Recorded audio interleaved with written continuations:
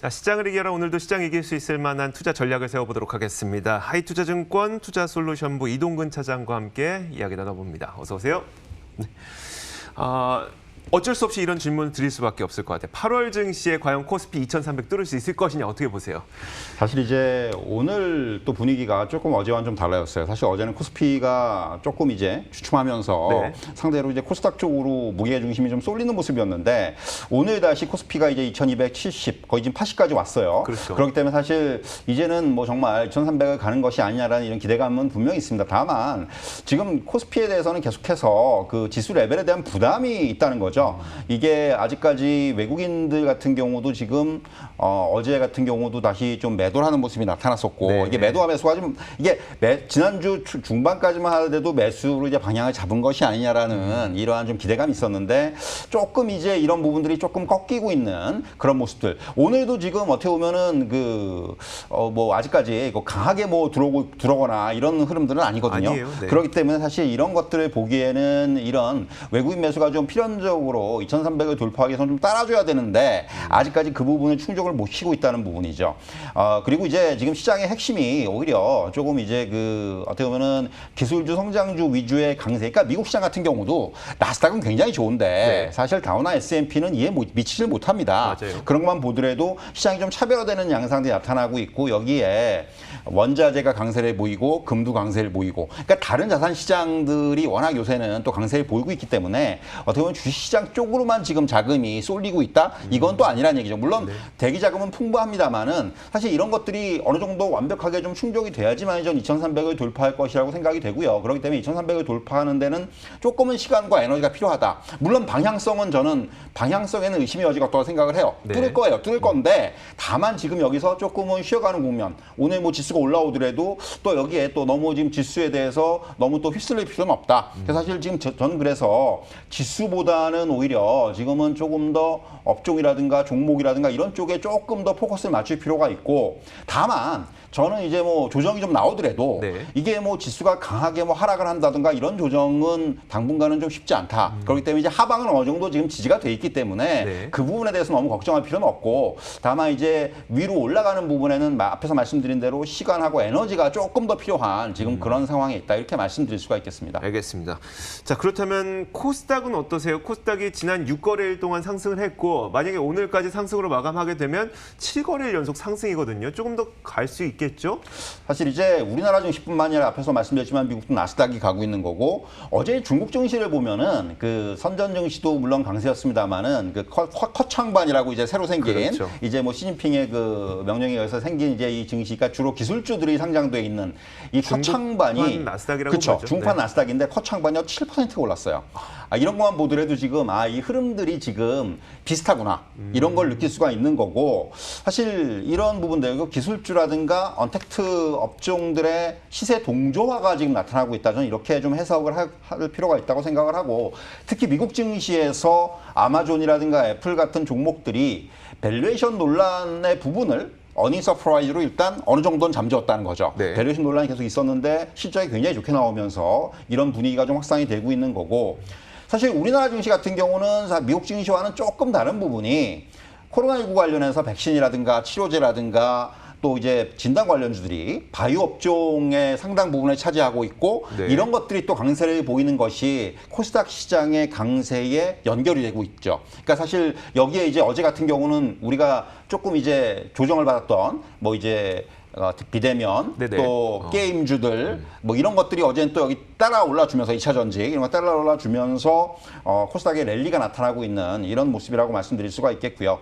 여기에 이제 저는 한 가지 더 덧붙이자면은 정부의 정책을 또 무시할 수가 없습니다. 디지털 뉴딜이라든가 그린 뉴딜이라든가 또 이제 뭐 소부장 관련된 정책이라든가 이런 부분들도 코스피 대비해서 지금 코스닥에 유리하게 작용을 하고 있고 네. 이런 것들이 지금 주가로 나타나고 있다 이렇게 말씀드릴 수가 있을 거예요. 결국 앞에서 말씀드린 대로 지금 코스피 지수가 조금은 저는 위로 뚫고 가는 힘이 아직은 좀 부족하다라고 말씀을 드릴 수가 있는데 그렇다면은 그러한 힘들이 코스닥 쪽으로 좀 쏠리면서 네. 종목들의 어떤 흐름 흐름들이 조금 더 우위에 있는 이런 모습들이 당분간은 더 연출되지 않겠는가 해서 상대적으로 저는 코스닥 시장의 우위가 조금 더 예상되는 그런 시장이다 이렇게 말씀드릴 수가 있을 것 같습니다. 그러니까 지수의 부담 정도를 놓고 봤을 때 코스피의 지수 부담이 코스닥보다는 조금 더 커 보인다는 말씀이시죠? 그러니까 상대적으로 종목들의 흐름이 좋다는 거죠. 네네. 예. 그러니까 물론 코스닥이 지수상으로 더 많이 오르긴 했는데 네네. 네. 지금 글로벌 시장의 어떤 흐름과 그리고 어떤 종목들로의 쏠림 현상들이 지금 강하게 나타나고 있기 때문에 그렇다면 코스닥에 조금 더 유리한 상황이 나타날 수가 있다는 그런 얘기입니다. 알겠습니다. 어떤 말씀이신지 이제 알겠습니다. 근데 그 중심에 서 있는 제약 바이오주들 사실 이게 오늘도 보니까 시젠과 같은 뭐 많이 오르긴 했습니다만 이 5%가량 떨어지고 있더라고요. 이게 코스닥의 시가총액 2위 종목이 5% 이렇게 떨어지니까 또 이게 심적으로는 좀 부담스럽거든요. 어떻게 봐야 될까요? 사실 이제 제약바이오가 물론 코스닥에서 지금 차지하는 비중이 워낙 크기 때문에 사실 제약바이오의 움직임에 따라서 코스닥 지수가 움직여요. 사실 네네. 그건 뭐 어쩔 수가 없는 상황인데 다만 이제 이런 부분들은 철저하게 지금 코로나19의 어떤 재확산이라든가 이런 어떤 그 상황들로 인해서 나타나는 주가의 흐름이라고 볼 수가 있는 거고요. 사실 뭐 시즌을 비롯해서 이런 진단 관련주들이 2분기 실적 서프라이즈가 주가에 긍정적으로 반영됐습니다. 네. 다만 이제 하나 생각해야 될 부분들은 많은 국가들이 이런 진단키트 관련된 재고를 이제 비축을 하기 시작을 했다는 거죠. 그리고 이에 따라서 지금 이런 진단키트 수출 지표를 보면은 조금씩 꺾이는 모습이 나타나고 네, 있습니다. 네. 사실 전 이 부분에 굉장히 주목을 하고 있는데 그리고 또 하나는 이 진단키트 관련해서 좀 낮은 진입장벽이 되게 낮아요. 그래서 지금 보시면은 많은 기업들이 원래 이런 거 안 하던 기업들이 새롭게 이 시장으로 뛰어드는 기업들이 굉장히 늘어나고 있다는 거죠. 이거 네. 우리나라뿐만이 아니라 전 세계적으로 마찬가지 현상입니다. 그렇기 때문에 결국 지금 시장은 아직까지는 괜찮지만은 그리고 분명히 실적의 흐름들은 좋겠지만은 2분기가 어쩌면은 실적 피크가 될 수도 있어요. 저는 이 부분을 좀 주목을 하고 있고 그래서 사실 주가에 대해서도 물론 이런 그 뉴스 플로우라든가 어떤 이런 것들에 의해서 주가는 계속해서 움직일 가능성은 큽니다. 그리고 네. 또 뭐 시즌이 좀 꺾이더라도 새로운 종목들이 등장을 할 수가 있는 거죠. 그렇죠. 뭐 그런 흐름들은 나타나겠지만은 결국은 이제는 조금 이제 이런 수급적인 부분들 또 수급 외적인 어떤 이런 부분들 이런 것들을 좀 고려를 해야 되는 상황이다. 오늘 같은 경우도 먼저 올라갔던 종목들은 지금 다 빠지고 있거든요. 네네. 사실 이런 부분들이 앞으로 계속해서 좀 이런 변동성이 커질 수 있는 이런 구간에 접어들었기 때문에 이 부분을 좀 감안을 해야 된다고 말씀드릴 수가 있겠고요.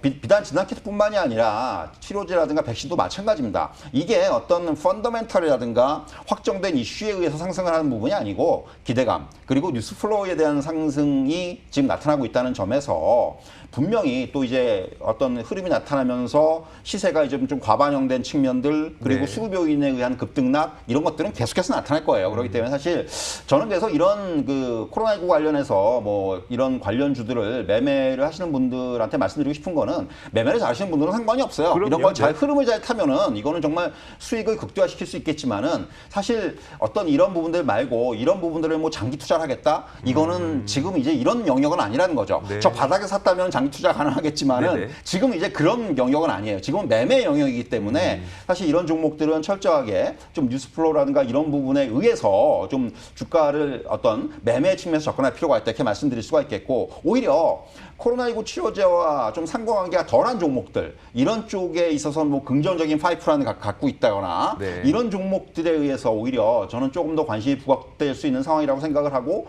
단기 조정이 나왔던 뭐 셀트리온이라든가 삼성바이오로직스라든가 이런 종목들이 오히려 저는 한 번 더 주목을 해야 되는 그런 시점이 아닌가 이렇게 말씀드릴 수가 있을 것 같네요. 지금까지는 이제 새롭게 떠오르고 있는 이 바이오주들이 부각을 받았다면 이제는 기존 전통의 바이오주들이 다시 떠오를 때가 됐다고 보시는 거네요. 그렇습니다. 알겠습니다. 하긴 저도 어제 그 외신들 보다 보니까 미국의 확진자 수가 줄었다고 해요. 확진자가 줄면 진단키트를 덜 사용하겠죠. 그렇죠. 지금부터 이제 감소하는 추세가 만약에 시작된 거라면 진단키트의 그 수요는 당연히 줄어들 수밖에 없겠다고 생각도 드네요. 알겠습니다. 이런 측면을 생각하시면서 매매 잘하시는 분들이 뭐 저희가 말해 뭐다 하겠습니까?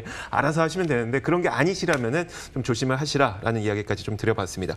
자, 언택트 대표주뿐만 아니라 이제 LG화학을 비롯한 2차 전지 관련주들의 기세도 대단한데 이들의 추가 상승이 더 가능할까요? 아니면 워낙 많이 올랐기 때문에 단기 조정을 좀 염두에 두고 계시는 분들도 있을 것 같아서요. 의견 어떠세요? 사실 이제 어떻게 보면 LG화학을 어떻게 받아들이느냐가 어제 저는 좀 고민을 많이 했어요. 네. 이게 물론 이제 LG화학은 2차 전지의 대표 종목입니다. 근데 이제 어제 최근에 보면은 오늘까지도 이제 급등세를 이어가고 있죠. 사실 이제 굉장히 좀 특징적인 흐름인데 물론 이게 이제 최근에 뭐 네이버 카카오가 다 신고가를 뚫었고 그리고 이제 게임주들 어제 많이 올랐고 이게 우리가 얘기한 BBIG 네네. 이런 종목들이 다시 이제 어제 좀 동반 상승을 했는데 최근에 저는 이제 현대차의 흐름과 LG화학의 흐름을 좀 같이 묶어서 보는 좀 네. 이런 좀 생각을 한번 해봤어요. 무슨 얘기냐면은 결국 이제 현대차나 LG화학이나 과거에는 이런 종목들은 어떻게 보면은 전통적인 경기 민감주 또는 가치주의 개념으로 봤단 말이죠. 그런데 이제는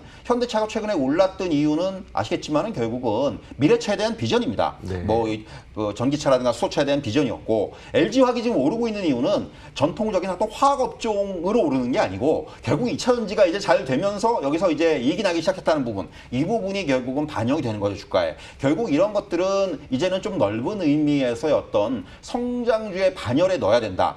이 말씀을 좀 드릴 수가 있을 것 같고 그런 의미에서 지금 어떻게 보면은 그러니까 우리가 성장주를 단순히 뭐 네이버, 카카오 이런 네. 종목들을 국한하기보다는 이제는 앞으로는 성장주가 점점 더 범위가 넓어질 거라고 생각을 해요. 여기는 5G 관련주도 들어갈 수가 있는 그렇죠. 부분이고 또 정부의 정책, 뭐 그린 뉴딜 관련주도 들어갈 수 있는 부분이고 결국 앞으로의 성장성이 지금 주가를 결정하는데 이제는 굉장히 중요한 역할을 할 것이다. 최근에 우스갯소리를 그런 얘기 많이 합니다. 이제 PER이나 PBR을 보지 말고 PDR을 봐야 된다. PDR은 뭔가요? 제가 PSR까지는 봤거든요. 이게 PDR은 프라이스 드림 레이쇼라고 해가지고 아마 요새 이런 얘기 굉장히 많이들 하던데 네네. 이게 그런 얘기죠. 저는 이런 것과 이런 얘기가 나오게 되는 배경이 당연하다고 생각을 해요. 그만큼 이제 앞으로의 성장성, 미래 가치 이런 것들이 지금 이제 주가에 반영이 되는 상황이고 결국 어떻게 보면은 네이버 카카오가 2주 전에 좀 조정을 받았어요. 네. 제가 그때 이 시간에 나와가지고 네이버 카카오에 대해서 질문이 들어왔을 때 사야 된다는 말씀 드렸었습니다. 네네. 근데 결국은 이런 어떻게 보면은 이런 성장주들의 흐름들이 쉽게 꺾이지는 않을 것 같고요. 네. 그렇다면은 어떤 산업의 변화라든가 사회의 변화까지도 연결되는 개념이기 때문에 저는 이런 큰 방향성에 집중할 필요가 있다. 이 말씀을 꼭 드려야 될 것 같습니다. 네, 알겠습니다. 자, 이렇게 오늘 시장에 대해서 시장을 이길 수 있는 투자 전략 살펴봤습니다. 하이투자증권 투자솔루션부 이동근 차장과 함께 이야기 나눠봤습니다. 고맙습니다. 자, 출발 마켓온 2부도 마치도록 하겠습니다. 이어지는 프로그램 통해서도 국내 시장에 대한 대응 전략 잘 세우시고요. 오늘도 여러분들의 성공 투자 기원하겠습니다. 시청해주신 여러분 고맙습니다.